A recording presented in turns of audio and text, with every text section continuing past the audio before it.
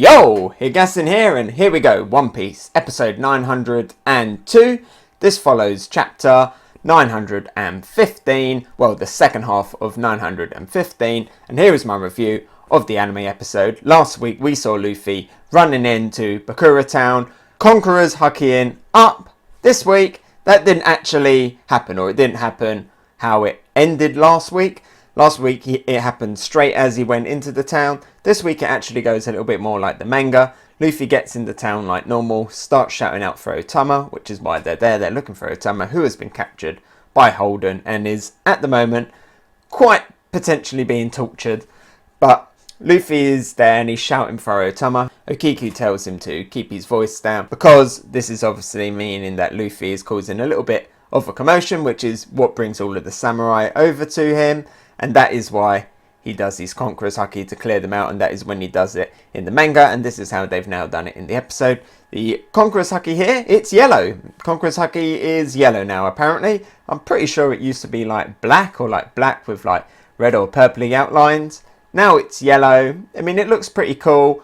I do kind of prefer the black lightning. I thought that looked pretty cool, especially like when it happened with like Kakuri and Dom Flamingo and stuff, but it's fine, it still looks pretty cool. The all of the Haki in this new Wano arc looks damn awesome.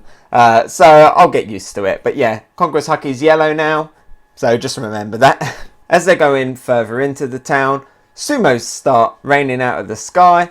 And that is because in the centre of town, if you remember from a few episodes ago, Urashima, the great big sumo wrestling guy, he said he's going to have a sumo tournament, and this is the sumo tournament, and the people are flying out because Urashima is the strongest sumo around. He is the Yokozuna, which are like the big heads, the bosses, the ones to beat in sumo, and he is the biggest of them all, both in terms of strength and in terms of physical size. He is like 3 to 4 times bigger than most of the other sumos. I'm not really sure how sports and the legislation of sports and stuff work in the One Piece world with everybody in One Piece having all these crazy different heights, but I mean this is like Orochi's territory. You know that the rules are going to be a little bit skewed anyway, and size doesn't always matter in the One Piece world, but definitely here, you know, he's taken up most of the ring and he's just batting them out with one hand, and this is great. It's great to see all of the sumo stuff here in Wano. Lots of Japanese references. You've got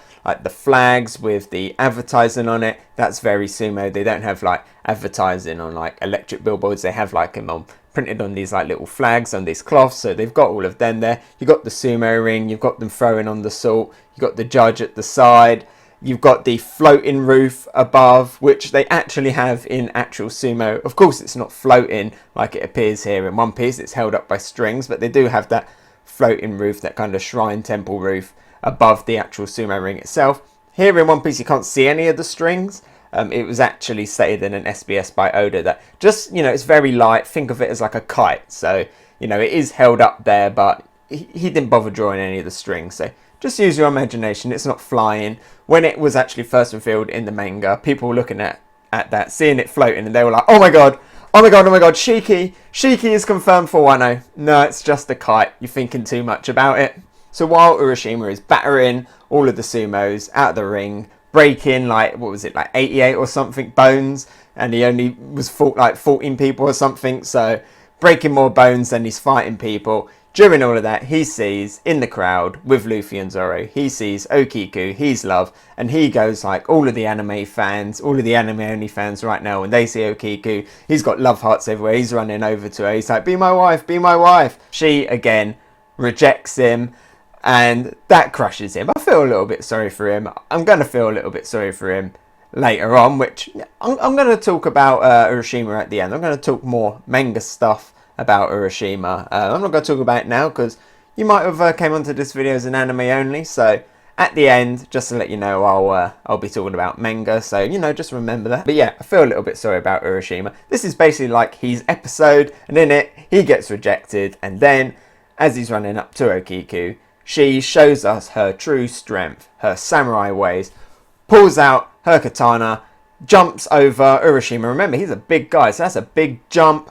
Cuts off his top knot, lands, and sheaves. Very elegant, very cool, and very, very bad for Urashima, because in sumo, the top knot it's a mark of respect. It's very important, and cutting it off is like a sign of retirement. So that is a very big deal for a sumo wrestler, having his top knot cut off. This, of course, makes Urashima mad. He goes in with a great big palm attack on Okiku, and Luffy steps into the ring and blocks it, and that is where it ends.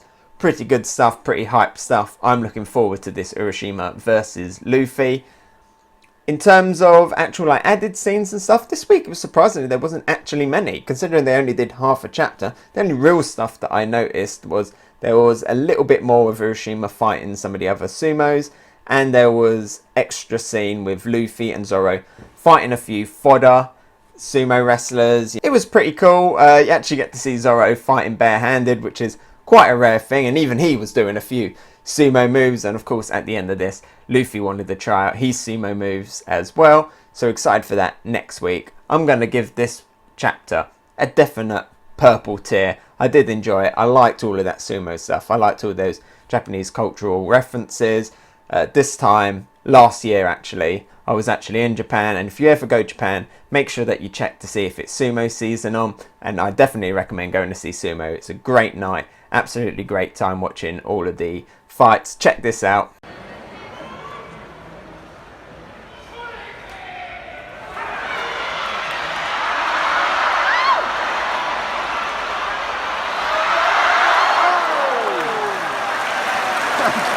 How cool was that? So this episode, it was getting me a little bit nostalgic. In fact, next week's episode is actually based on the chapter 916, which is actually a chapter I own. I actually bought a weekly Shonen Jump when I went out there. Here it is, and inside is the conclusion of the Luffy versus Urashima fight. So I'm excited to see that next week. This is like a, it's not one of my favourite chapters, but it's a sentimental chapter to me. It's quite nostalgic. I will show you this. Look at this. How cool is that? That's some sexy stuff. That's a page that's been looked at a few times. I'll go over this a little bit more next week. I'm very proud of it. I only own the one. I only found out today, actually, that I actually own two of the Vivre cards. So they came out this time last year. I actually own two of them. I didn't even know that until I looked through it again today. So this is one of my most precious One Piece collectibles that I have. And yeah, this episode brought back a lot of nostalgia for me. So that's why I like this episode.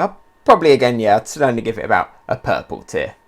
Right, let's actually talk a little bit more about the manga. So you're upside down, Luffy. Let's talk a little bit about the manga. Let's talk about Urashima, because I want to know what actually happens to Urashima after this. This episode got me thinking. As far as I can remember, after next week's episode or the next chapter, we didn't really see Urashima much more. Obviously, we know, and this again, have to emphasize that there are spoilers for next week's anime episode. Luffy defeats Urashima, and we don't really see him again. So he's been defeated. He was the Yokozuna, yeah, he's been defeated. He's had his top knot cut off.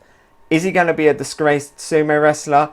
What I think would be interesting is if we see him then in Leftovers Town, kicked out. He's had his status, he's had his Yokozuna title taken away from him. He gets kicked out of Bakura Town, and maybe now has to live with the commoners that he was talking down to. We can see a little bit of a redemption for him. I think that would be cool. Another way it could go, though, is obviously he's now angry. He wants revenge, not only against Luffy, but also against Okiku. And then later on, he finds out Okiku's secret, that Okiku is Okiku Nojo, actually a guy.